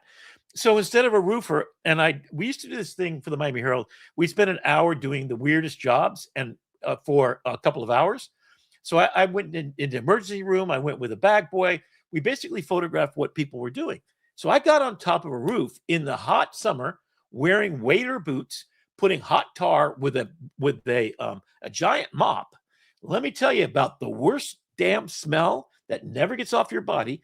About even with gloves and everything else, you got tar in all parts of your body. You know what that smells like. Now imagine that there's a robot arm you put up there. You just put it up there and then it makes itself. And we talked about self-creating houses and stuff like that. So yeah, then you're an entrepreneur. Then you're making big bucks. So obviously not all of these jobs are going to be, if you have 1,000 people, get replaced by 10 AI enabled people. There's going to be places where you're not going to have to. So your power is going to be moved over to a place where we have a massive loss of people. Taking care of the elderly is going to be a huge number of human-only jobs in America. Already is. So all the things you need. My roommate went to get a driver's license. Now she went at 8 o'clock in the morning, went on a Tuesday, so that was the best time. But if she had gone any other time, her next appointment would be a month away, right before she had to have it. And then when she got there, because she had bifocal glasses, so one eye is different than the other, right? She could not pass the test because she didn't have her glasses on. She can see street signs, but when you bring it close up, it doesn't work. Anyway, long story short, she had to drive home 2 hours, came back, and still got her driver's license. Why should we ever have to go to driver's license? Take a picture of my face, get my biometrics, do an eye exam right there, boom, solve it. And it's 4 hours if you go there on a Saturday. Think about that. License plate. Anybody standing in line for a catalytic converter for exhaust thing? Remember that? The EPA had them in Florida. There were long lines for hours and hours. You had to go once a year even, I think it was in a while. So yeah, all the dumb stuff. Should you be using, Recessa Annie? No, you should be working on a pumping heart with all the problems that you know what's going on, right? And then, so there's basically train the professors, mobilize the community, chambers of commerce and city halls, and then let's start Upskilling USA. Protect the middle class, prevent mass unemployment, and build an AI-ready workforce. And we do that with 20 hours of online development, professional development, for every professor at every place on the planet, actually. We're going to do the same thing for just human beings. So you can passively take this class for free because it would be federally funded. So you get an idea what it is. And then people in your area, in education, in legal, would then put expert videos that are paid for to be put out by the government. If you're in the legal profession, if you're in nursing, here are the best things that you can do. And then there'll be chatbots that have skills already loaded up to make you better, faster, and cheaper. So education for all, a true middle-class born system. And the GI Bill for the AI age is after World War II, if you did not know this. If you came back as a veteran, you had your full college degree paid for. So that means if you were an emergency operator, a doctor on the front lines in Korea, that my dad worked for at a MASH place, right? You could take that skill, come back to the United States, get a full degree, and also get a zip line trip for emergency medical technicians. So emergency rooms around the United States got better because every person that went to war and learned how to do that came back with super skills from actually doing it every single day, something you could never get in any other way. And the same thing with our airline pilots. 80% of airline pilots got trained by the U.S. government in the Air Force. And they come back and they make $250,000 to $500,000 a year. And there's not enough of them. I mean, I want to do that, right? So I've already done this at Broward College. I created the AI Institute. I did 20 hours of professional development for 250 of our 3,000. We just ran out of money because they had to get paid for coming and doing it, and I had to get paid for being there and doing it. Now I was paid nothing. I mean, literally less than I get paid at my regular job, but this was my life mission. So, and then the Chamber of Commerce is where I think that all businesses meet. And then AI agents is we train people at community colleges. Again, this is the backbone that creates the middle class in America. We get the agents to do those little, like Oscar did. Here's a chatbot, plug it in. Here's the skills, plug it in. Here's the education. So these are people, AI agents from Upskill America, USA to the power of AI. That's the logo I'm using for both. So you'll have a shirt that will be on your shirt when you come into the room. So I'd be presenting wearing this shirt and probably a nice jacket, something like that. So I look professional. So this is what I did. After I taught the 20 hours of professional develop, I made 6 of these. Now, here's what I taught in one class. How to have fun with your students, scenario prompting. Here's an example. This is one of those 6 videos that you can still watch. So this was one 2-hour-long class. You could see what AI has done for us. You can look at chatbots and tutors, large language models understanding it. Here's my education. Here's my prompt crafting down at the bottom. What tools are you using? So I did all this, and you can see them all demonstrated. It took 10,000 hours for me to put this together. And this is only one of those 7 ones. This is, I think, episode number 1, which is the most viewed one so far. Go back and see what it was like 2 years ago when this was cutting edge. In fact, watch that little video over the bottom. It talks about how a dog understands large language models or helps you understand large language models. And this I did for the Chamber of Commerce in Hollywood. So they had all the people who were doing hospitality. So the hotels, the cruise ships, everything in Fort Lauderdale. And I made this little guy up as I gave them a whole presentation. There's the presentation. So we got toilet cleaners. We got, these are actually in service right now. I went through over 100 different slides that include these, but even the automated 24-hour service, so you could have room service in a cart like this, instead of having a person at odd hours of the night. It can speak any language. So if you're Chinese and you're staying in America, you don't have to worry about it. That's taken care of. And it can, the pizza bot, there you see it in Spanish as well as a little bit higher resolution version of it. So that's what Upskill USA is in 10 minutes or so. Rebuilding America and the middle class together. We instead of me. All right. So there's a quick little thing about the boardroom. This is the same kind of stuff, but this is a 1940s vintage. So if you're like my NotebookLM, I basically took the same information and then I made this the thing. There's the long hard trucker, the warehouse picker, etc., and what their new jobs look like. And this is kind of cool. So if you want to know how style changes information in NotebookLM or all information, take a look at how beautiful this is. So this is my work WPA, which was the Go Back to Work program in the 1940s and 50s, etc., in the style of that. So if you look at the Empire State Building, if you look at all those buildings, all that stuff that was built in America, this is the style from that time period.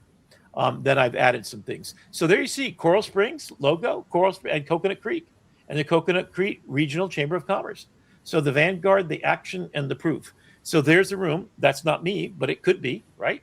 And that's what I envisioned, that these are the business people that come from every company, and they have a separate training. At the end, the last 2 hours of 6 hours is you meeting your employees and figuring out how we can do this together. Upskill America for a better, more prosperous middle class. They are what built us, and we together to make it happen. And then we look at who's at risk, and we work through the process of making this happen. So it's a federal GI Bill for funding, community colleges engine, national upskill standards, remote and local professional development for every human being on the planet. There you go. Patient zero, patient hero, still working on that. I was going to update this. I just want to get this in here to talk about what I'm going to be doing at meeting at each point and going from my front door where I went to urgent care all the way through my emergency room to my hospital observation, patient zero to patient hero. I found over 256 points of reference that could be done better. This is what I did for myself. Highly recommend this. Literally stack up all your medication you're taking and then do all of your other things. I have a ton of face moisturizers and stuff like this. My daughter works for, one of the big, I forget what it is. Clinique? Yeah, Clinique. And she's a manager at one of the stores, and she's going back to school, actually. So that I'm really happy for her. Hopefully she'll go to NSU, so that'll be kind of cool. But anyway, do this for yourself.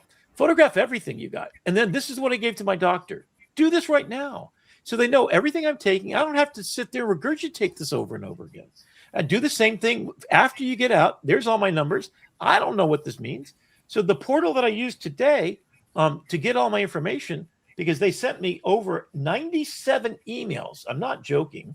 And you know the reason why I'm going to Tijuana is they want me to have 7 different office visits, paying $25 per visit to do all this invasive stuff. I'm going to get that done in one day in Mexico. And then I'm going to do everything else I ever wanted to do. So it's 3 different specialists that I have to get a paper to go do it.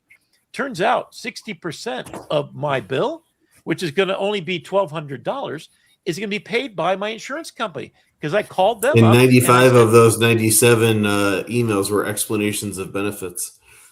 Yes, and bullshit about, you need to eat better, sleep better, and what are you talking and one about, of them was asking you to make a donation to the charity that they're also running. And then also say, do the same for food, and then there's my issues, right?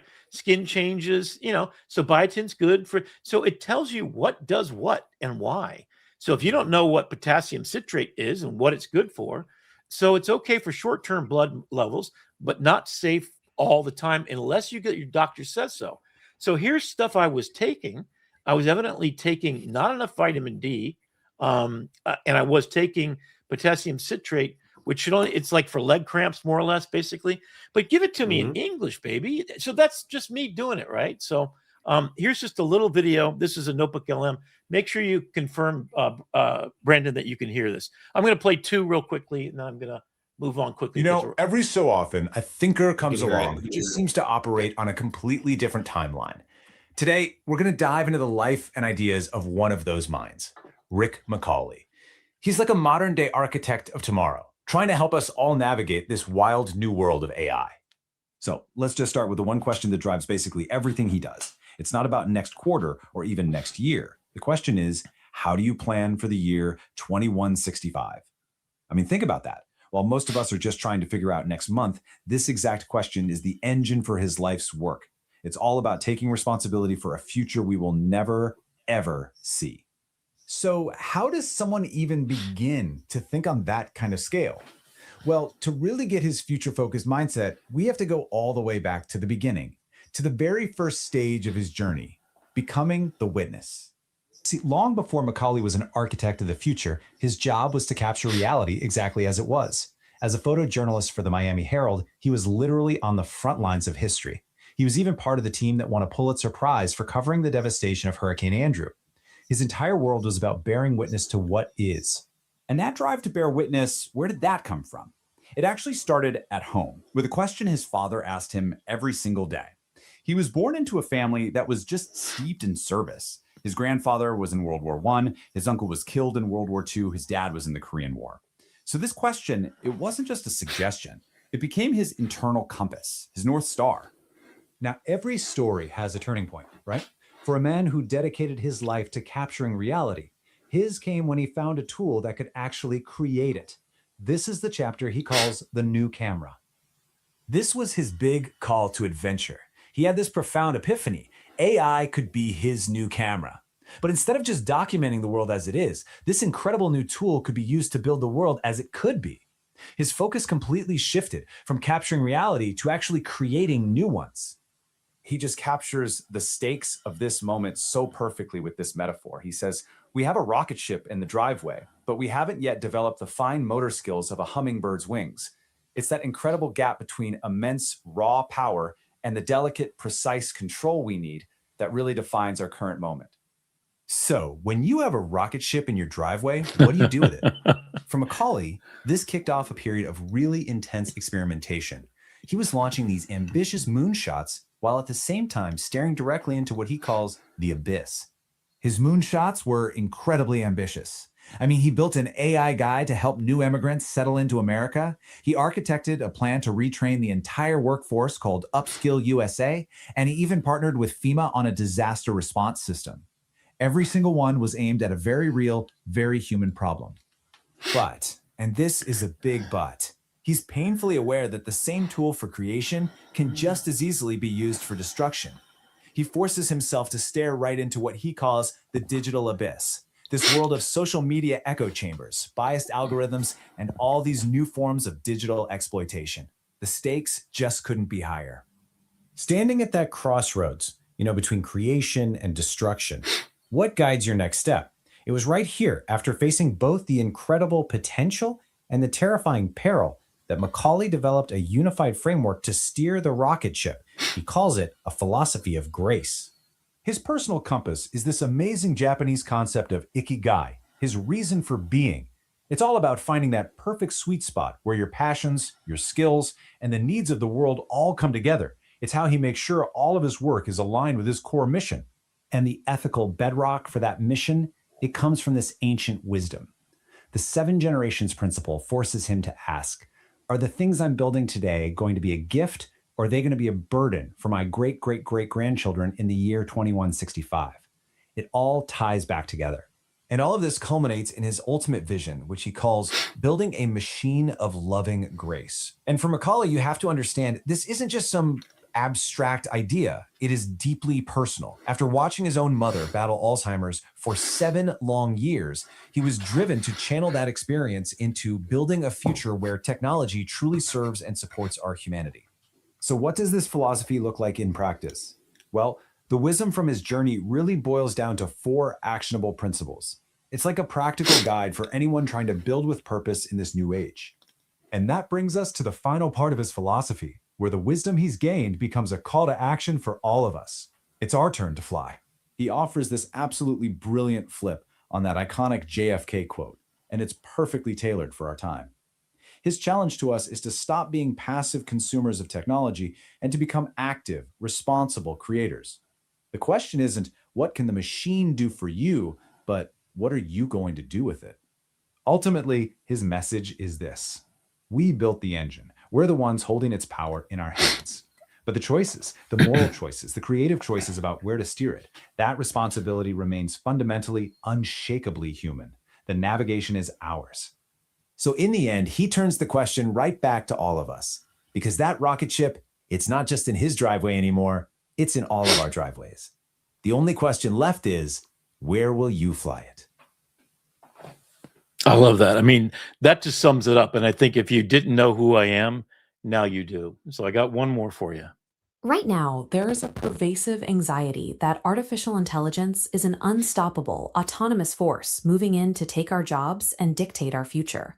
But Senior Professor Rick McCawley looks at this exact same technology and sees something entirely different. To him, AI is a rocket ship for the mind. There is a catch, though. A rocket ship sitting on the launch pad doesn't go anywhere on its own. It requires a pilot. It requires humans to step up and act as the creative directors of the technology, telling it exactly where to go. To prove this, McCawley established the Imagine a World Foundation. Their mission is to launch 9 major moonshot applications, all deliberately designed to keep human beings in the pilot seat. This entire vision is built on a single powerful premise: that we are born with responsibilities to steward the tools we create. If we accept the responsibility to pilot this technology, AI won't replace humanity, it will amplify it.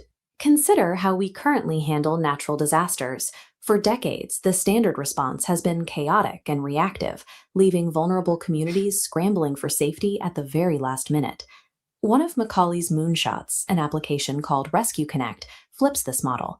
Using an AI assistant named Rescue Randy, the platform allows citizens to proactively plan out their entire disaster response months or even a full year in advance. The system automates emergency supply chains by pre-coordinating with entities like FEMA, Home Depot, and Uber long before a storm ever makes landfall. On an individual level, families can secure their vital identification and insurance documents in a protected cloud vault. They can even reserve an evacuation route and a shelter that specifically accommodates their pets. And when the traditional power grid inevitably fails, the platform switches to a built-in satellite communication failsafe, keeping people connected and guided through the darkest parts of the crisis. By leveraging AI for logistics and communication, people are no longer waiting helplessly for rescue. They become the active directors of their own recovery. That same proactive approach applies to our biggest economic anxiety: the threat of massive job displacement as corporations adopt automation to cut their overhead costs. To counter this, McCawley's team designed Upskill USA. It is framed as the GI Bill for the AI age, a massive educational initiative designed specifically to retrain the American middle class. This diagram outlines the program's structural foundation. It relies on a local nexus point that connects a community college to train the educators, a city hall to host the policy, and a chamber of commerce to engage local employers. In practice, this means holding intensive 6-hour workshops where business owners and their employees sit side by side, learning how to practical AI workflows for their specific jobs. When a local nurse completes this training, she uses her newly acquired AI skills to analyze patient data faster and more accurately, drastically improving breast cancer screening rates in her community. Investing in the people who already know the business leads directly to higher productivity and better pay. It proves that a trained, upskilled workforce is entirely irreplaceable. This philosophy of human-directed technology scales down from national economics right into the highly intimate day-to-day challenges we all face. Take the Hello USA application. It features a 24/7 AI tutor named Liberty, which creates a fully transparent, step-by-step pathway for new immigrants navigating the complex civics and language requirements of the American citizenship process. Or consider LifeForce One, an AI sublayer designed for the home. It acts as a secure, private hub that organizes the daily chaos of family life, managing everything from complex daily schedules to ancestral health data. Whether helping a family integrate into a new country or simply organizing a household, these tools demonstrate how AI becomes most effective when it is purpose-built for human needs.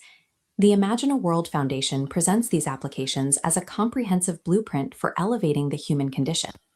Taking control of this technology requires us to completely shift our mindset and adopt the perspective of history's great thinkers.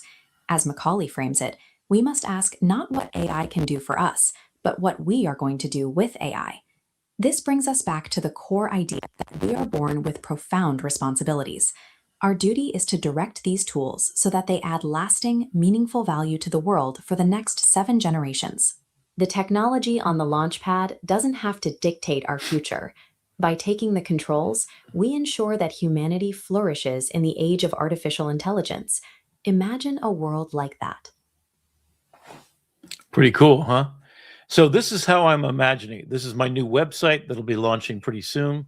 You can see that's a basic thing about me. On the right-hand side, you'll see AITV Starship, which will be an integrated part.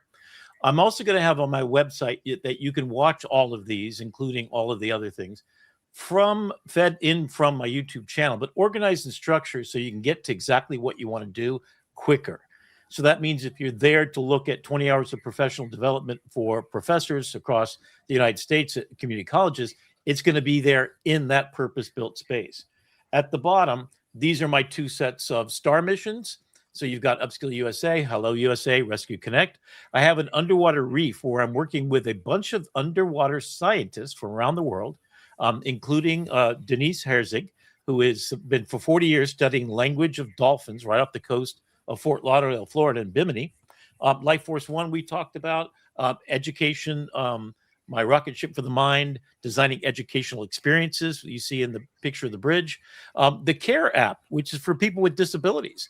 So it's every kind of disabilities, and it's basically just aggregating knowledge and information and community building. CARE stands for community first, aggregation of resources and embellishments, right? So then we've got education. So everybody K through 12, it's for educating the educators and how they can use it. And imagine the world is an actual duplicate of planet Earth, which will be an aggregator of all problems. So that means hurricanes and the earthquakes that happened in Venezuela. It will be everybody's got something to give, money, time, expertise, and then it aggregates all the funds together. So if you have a dog sniffing AI robot or the cockroach ones, and you want to go through the buildings and you've got that ready to go, you just sign up. It tells you where to go, buys your tickets, and you just get on board. So it solves the world's problems one at a time, just by us all becoming part of Imagine Nation. So what I'm doing with these star missions is I want to put all of this right at NSU. They are the nexus point for every educational facility down here. Miami-Dade Community College, which is the largest AI institute happening right now. You can check your voice there, Brandon, if you could silence. So it's a place that all this comes together.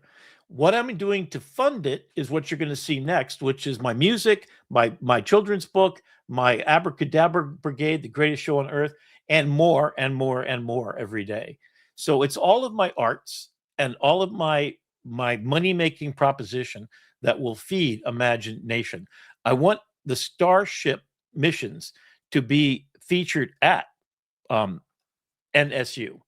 I want to have their guidance and putting it at the Levin Center under Mr. Bartik, who also is an immigrant from Russia. In 1989, he moved here. He's become a serial entrepreneur of just an unimaginable power, making companies just launch. So he's the one that's going to be put in charge of doing this.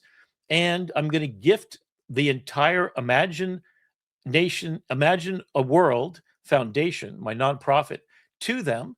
I'm going to have them set it up, and I'm just going to be on the board of people that get it done.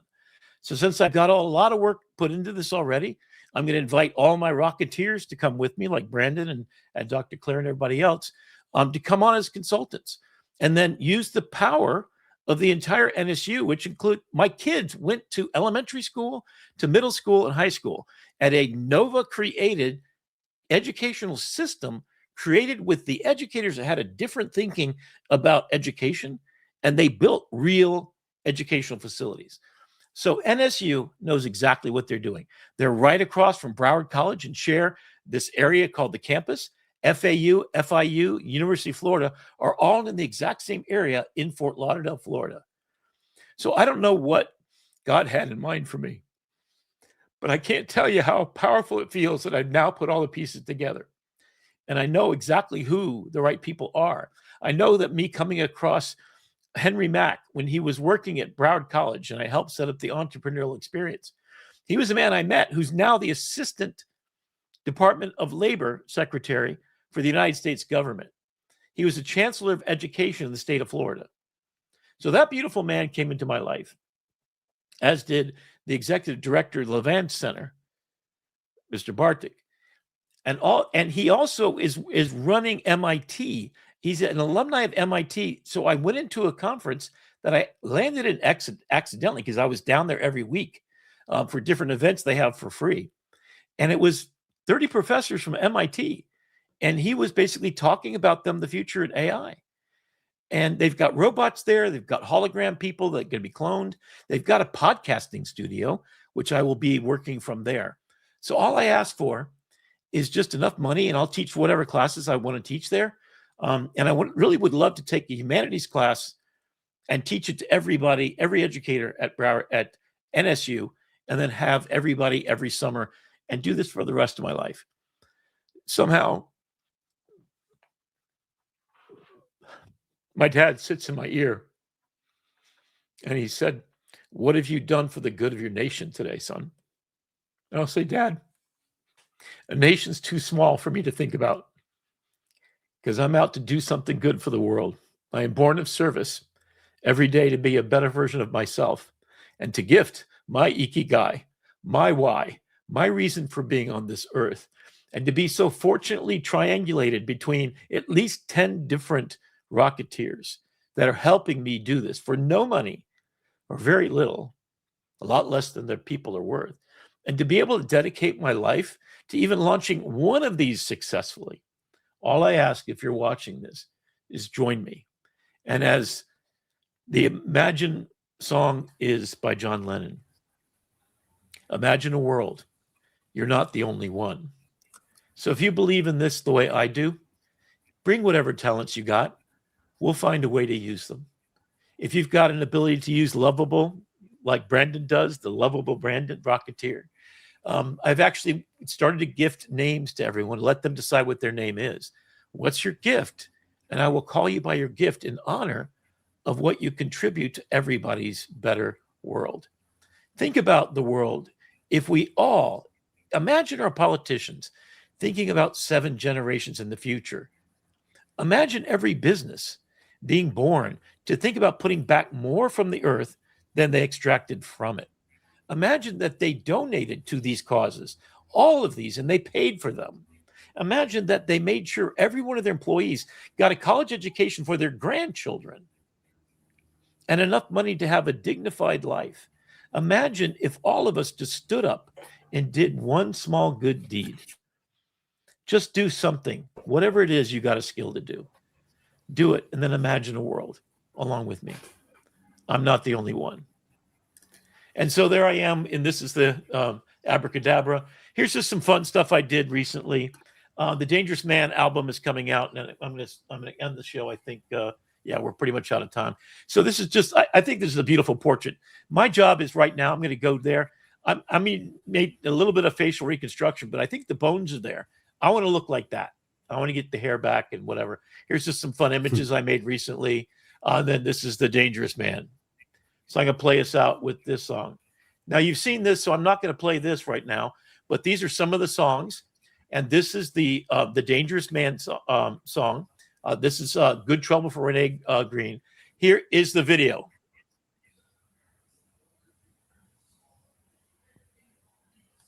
Goes up after a siren, and there's a kind of man that shows up after the silence. This is for Renee Nicole Good. Hey, hey. Snow on the curb like a clean white lie. Morning breath, school drop off, trying to get by. Hands on the wheel, heart on the line. Just a mother moving through a working day's grind. And the world turns sharp on a Minneapolis street.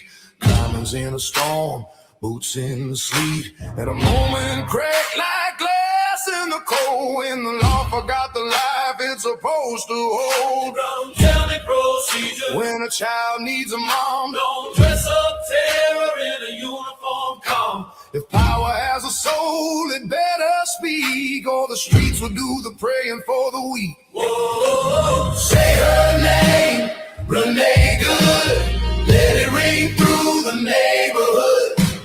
Light a candle, tell the truth, we won't unsee what happened to you. No more collateral, misunderstood. No more fear, stand for the public good. If justice means what we swore it should, then we rise. Good trouble for Renee Good.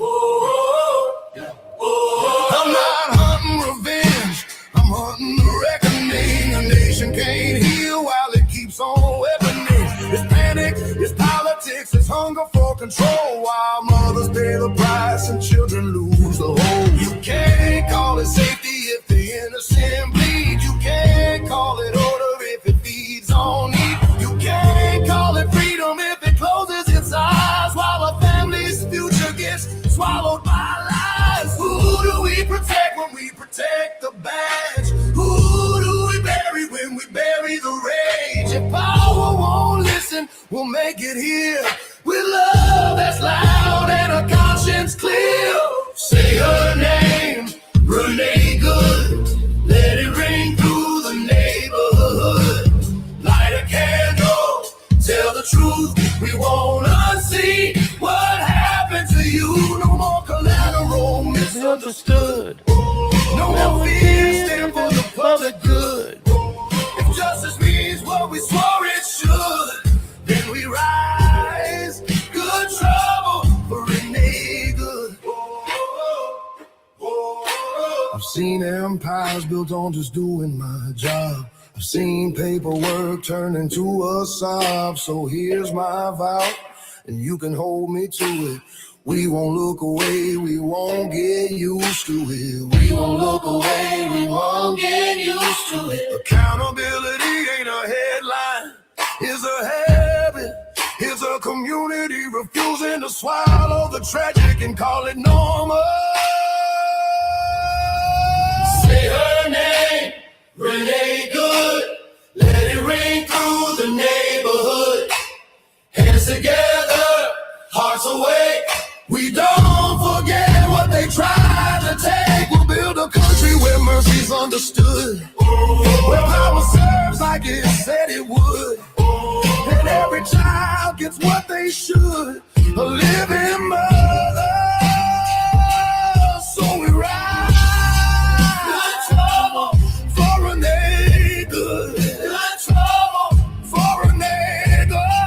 Good trouble for the kids in the backseat, for the witnesses. Good trouble for the better angels we keep talking about. Good trouble. Now it's time to be them.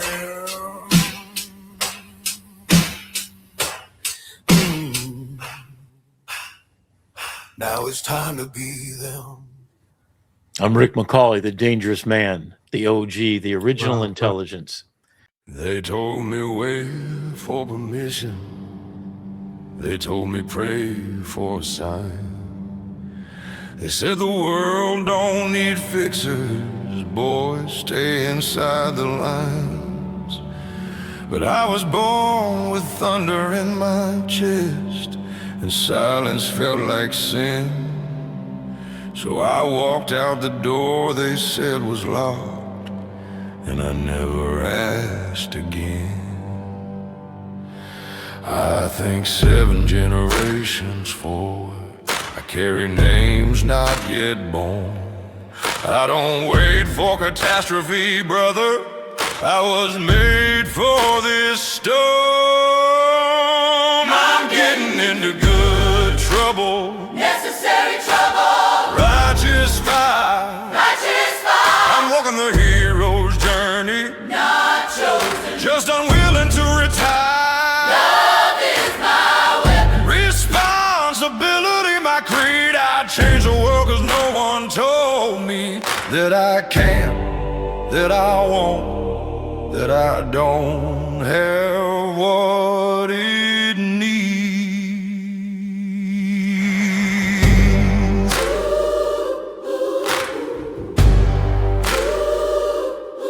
They worship stories where the hero's forced, where tragedy's the only door. Well, Luke don't leave till the body's burned, and Frodo never asked for war. But I don't need a dragon at my gate to know what must be done. And I don't need the world to fall apart to rise before the sun. I think 7 generations forward, I shoulder what ain't mine to hold. I don't wait for the village to burn down. I was dangerous from birth, truth be told. I'm getting into good trouble. Necessary trouble. Holy rage. Righteous fire. I'm getting the hero's journey. Self-authored. Ain't asking to be saved. Love is my heaven. Responsibility, my flame. I changed the world cause no one told me that a man can't rewrite his own name.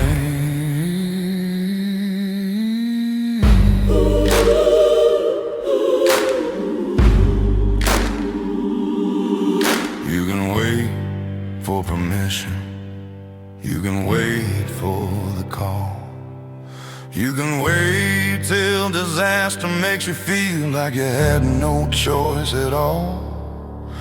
Or you can understand what the cowards never will. The door was never locked. The power was never theirs to give. And the only thing you're waiting for is your own will.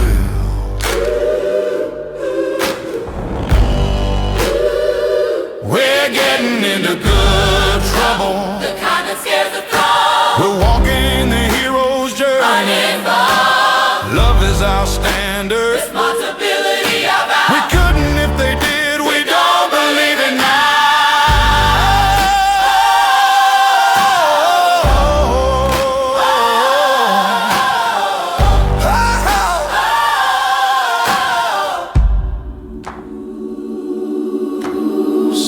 generations forward. I was born for this.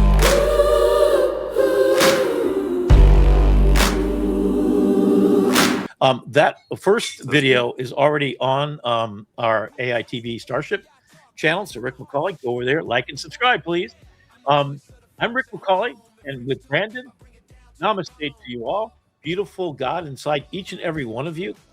Make sure that you make it a more beautiful world. Imagine if we all just did one tiny kindness for each other.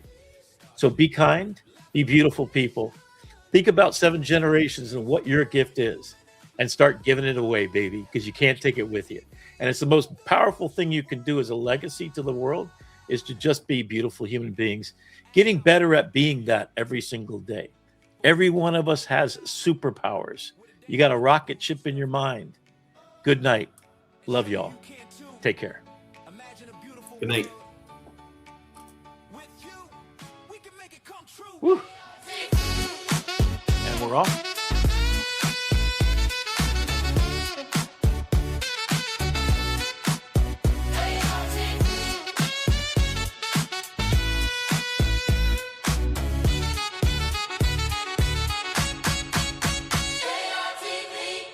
Welcome to AITV Starship. I'm the AI guy.